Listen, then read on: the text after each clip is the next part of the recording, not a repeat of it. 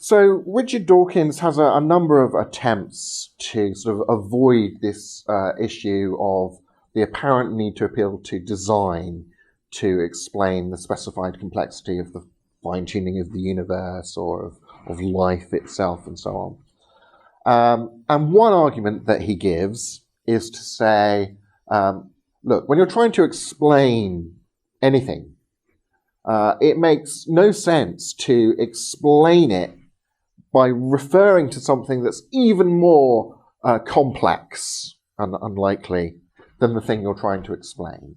That's a sort of rule of explanation. And then he assumes that a god would be more unlikely and complex than the universe that you're invoking him to explain, and so that sort of design inference falls afoul of this rule that he gives against explaining anything in terms of something more complicated. Well, I think that rule itself is just obviously false.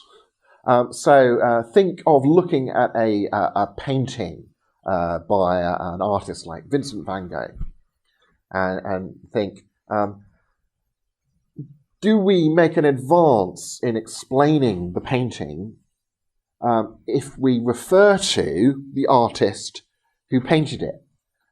Does that explain why this painting exists, why it's in the style that it is, and so on?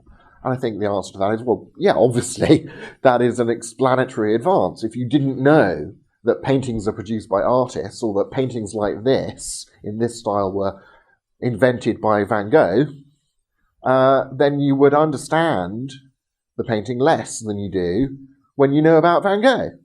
But obviously, Van Gogh is much more complicated and unlikely than the painting. So this rule that Dawkins uses to try and escape the design explanation is itself just an obviously silly rule.